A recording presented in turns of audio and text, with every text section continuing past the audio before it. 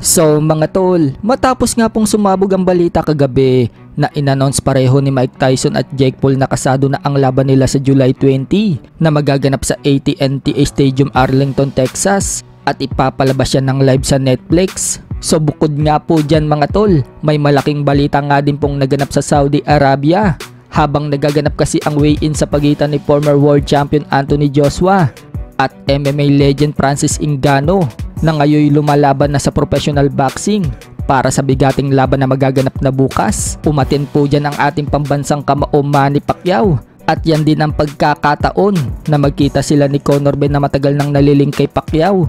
At dito po natin napag-alaman na may nagaganap na palang negosyasyon kay Conor Ben at Manny Pacquiao. Habang nakipag-face off kasi si Manny Pacquiao kay Conor Ben, wika ni Pacquiao, gusto niyang makalaban si Conor Ben. Makapagbibigay umano ng entertainment sa mga fans kapag nakakalaban niya ang tulad ni Conor Ben na bata pa. Matagal-tagal na daw kasing hindi nakakalaban si Manny Pacquiao sa batang fighter. Kaya excited umano siya. Inaasahan nga po ni Manny Pacquiao mga tol na pagbalik umano niya ng Pinas, maikakasan na ang laban niya kay Conor Ben. Habang sinabi naman ni Conor Ben, handa daw siyang labanan si Manny Pacquiao kahit bukas na daw agad. Ayon naman sa promoter na si Eddie Hearn na nandoon din mga tol, ipagpapatuloy daw nila ang usapin na yan sa mga susunod na araw.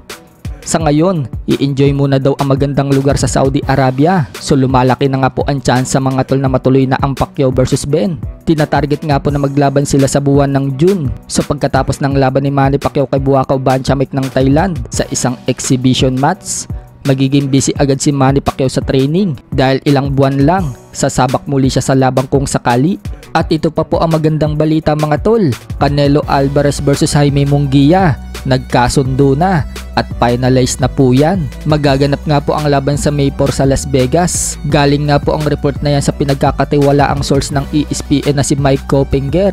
Sa kabilang banda naman mga tol, nagsalita na nga po ang promoter ni Ryan Garcia na si Oscar De La Hoya tungkol sa nagsasabing baka hindi tumuloy si Ryan Garcia sa labang kay Devin Haney na magaganap na ngayong April 20. Paliwanag ni De La Hoya mga tol, nakausap umano niya si Ryan Garcia at okay naman umano ito, kaya wala daw dapat ipag-alala ang mga tao na hindi matuloy ang laban. Nag-iinsayo umano si Ryan Garcia ng mabuti dahil alam daw nito kung gaano kagaling si Haney. Perfect din umano ang 6 to 7 weeks na natitira bago ang laban. Sapat na umano yun para makapaganda si Garcia kay Haney. Sa ibang banda naman mga tol, dahil kaibigan ng Team Casimero itong si Boss Toyo at nito lang nakalipas na araw, sinelebrate ni Boss Toyo ang second anniversary ng Pinoy Pawn Star. Ang nakuha nga po diyang host ay ang matagal ng kaalitan ng Team Casimero na si Silver Boys TV.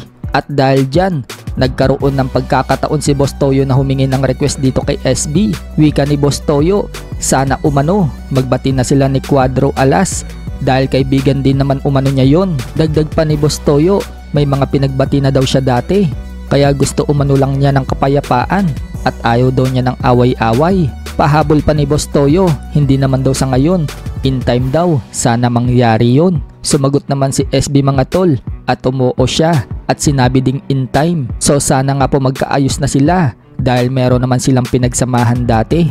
May mga nalilito po, hindi po. Alam mo, may request pati kayo ni Cuadro Alas kasi kaibigan ko rin yun. Ayoko ng away. May ligaw magbati-bati kasi gusto ko kapayapaan lang. In time. In time, Boss Toyo. Magbabati yan.